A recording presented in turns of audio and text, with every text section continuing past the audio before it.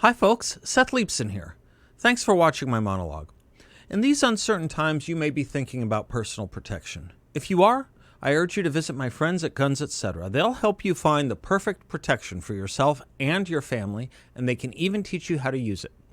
They've been protecting Arizonans for over 33 years, and they stand for the great principles this country was founded upon.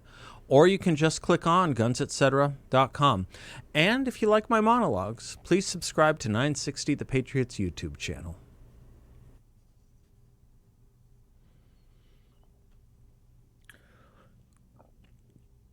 Welcome back to the Seth Leibson Show, Tuesday, December 1st, 2020. Closing the show yesterday, I proffered that if we pull up our socks and roll up our sleeves, we should be able to make the Republican Party the majority party in America. Let's get into that. First, we have to understand we aren't quite there yet, but we are nearly there. Party registration in America slightly favors Democrats. Right now, 33 to 29. About 34% of Americans claim to be independents.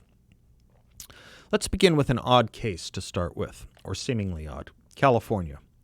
People are leaving in droves. Over 500,000 left the state last year. This year, Republicans flipped 3 House seats from the Democrats in California. A possible 4th is underway. And then, of course, there's the really big issue, the issue that seemed to plague this country all year. The issue the Democrats use every chance they can and weaponize as much as they can. Race. California had a proposition on its ballot this year that would have, if approved, done what the Democrats and their radical university-type allies argue to do all the time. Force minority race preferences. It was known as Proposition 16. We didn't lose the House or Senate or the state legislature, and we didn't lose Proposition 16 in California, the most liberal state in the country. It would have eradicated the Civil Rights Initiative in California, and had it passed, it would have put race and gender preference classifications back into California. Would have literally reinstituted discrimination based on race in the name of affirmative action, and it was defeated by over 1 million votes, a 13-point margin. Liberal California. It was funded with $19 million. The no side, our side, had $1.3 million into the campaign. Again, it was defeated by over 1 million votes. It tells me something I'm optimistic about, that we should all be optimistic about.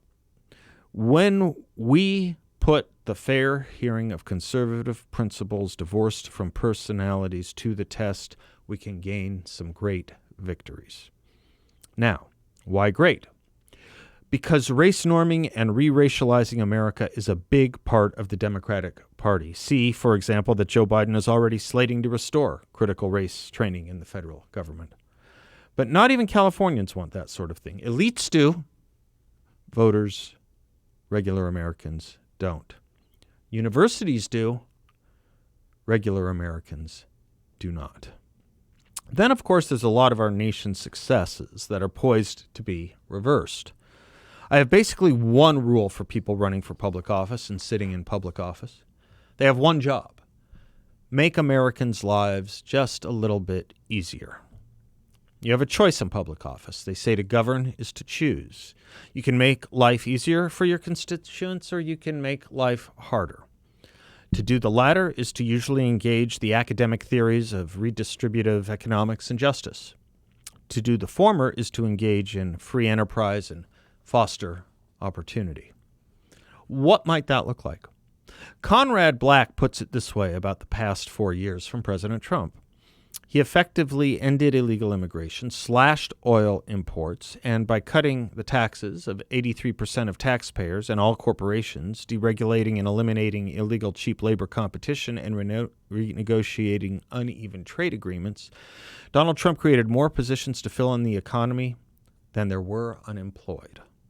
For the first time anywhere, the income of the lower economic 20% was rising more quickly than the top 10%. He delivered the country from the Green Terror without sacrificing the environment, revived the concept of nuclear non-proliferation for irresponsible states like Iran and North Korea, filled the federal bench with authentic constitutionalists and not authoritarian social thinkers, shaped up NATO and the U.S. Armed Forces, responsibly alerted the world to the proportions of the Chinese challenge, and has made greater progress on Middle East peace than anyone. In doing all of this, and refusing to play the race game, in fact being called a racist at every turn, Donald Trump actually gained in African-American votes by 50% and Hispanic votes by 100%. That was Donald Trump.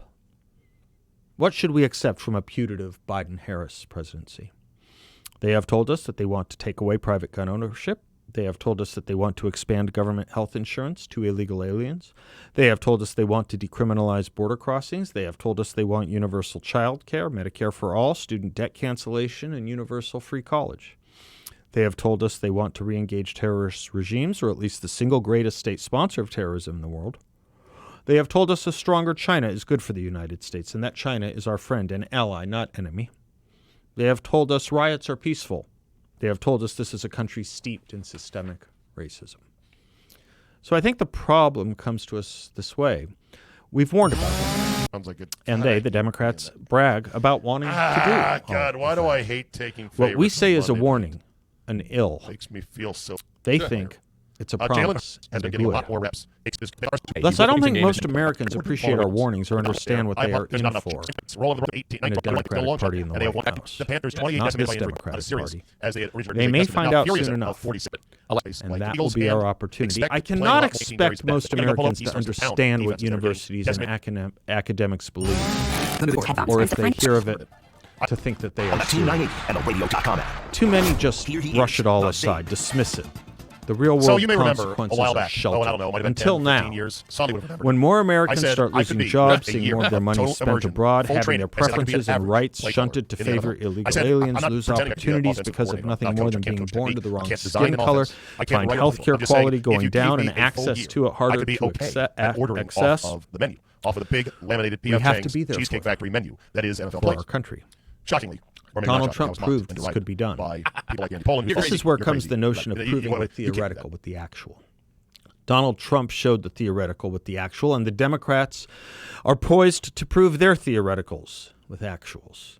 It will make what we've tried to warn against so much easier, especially since we have the conviction and the belief in our convictions.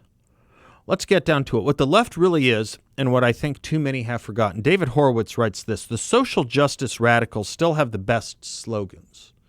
They call themselves progressives. They're actually reactionaries. They call themselves liberals. They're actually bigots. They say they're for peace when they are organized for war. It's always the same war, to bring down the United States of America. Thanks mainly to their growing influence, we live in extreme times where things are not what they are made to seem, and monstrous accusations are leveled at individuals without restraint. As a result, we live in an atmosphere of intimidation, where people can lose their livelihoods, their careers, and even their lives if they get on the wrong side of the leftist crusaders. That is a terrible thing to have to say in this once free country, but it is something that has become too obvious to deny.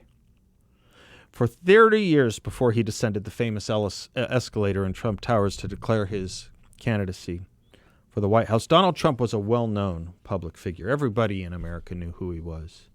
In all those 30 years, no one ever referred to him as Donald Trump, host of The Apprentice and white supremacist. Nobody ever said, this is Donald Trump, New York builder and white nationalist. That only happened when he ran against the Democrats, when he challenged the left. In fact, the truth is all three of Trump's predecessors as presidential candidates, Bush, McCain, and even Romney, were denounced as racists by the Democrats, too. Vice President Joe Biden told an audience that included black Americans, if elected, Mitt Romney and his running mate Paul Ryan were going to put them all back in chains. Why do Democrats take such a low road as a matter of course? They do it because it's effective and because the Democratic Party has a dirty secret to hide. Democrats control 100% of every major inner city in America and have for 50 to over 100 years. Every field, Detroit, Chicago, Baltimore, St. Louis, is 100% in the hands of the Democrats. Every injustice in these inner cities, real or imagined, that policy can affect, Democrats are 100% responsible for. Every rotten school system, which year in and year out fails to provide mainly black and Hispanic kids with the basic tools they need to succeed, is 100% controlled by the Democratic Party and its teachers' unions, who, without exception, put the interests of the adults in the system in front of the kids. I would only argue that it was once effective. And the most brilliant and positive of things Donald Trump did was to call it all out where so many were afraid to and wanted to go around with that little secret. He was punished by the media and Democratic leaders, of course, but not actual Hispanic and black voters, at least not enough to reduce his vote in those communities. He gained votes in both of them. Right direction, right track. In California, Proposition 16, let us not forget it. Turns out speaking truth to power has its barbs and its rewards. Now, my thesis is the left will show us everything they really are. For when you want to know someone's thinking and character, you give them power, and then they show it. They think they have it. They will wield it, or try to. They will prove what we've been saying. And we will be right here, ready to thwart it. And ultimately, let us pray, bury it. I'm Seth Leibson. We'll be right back.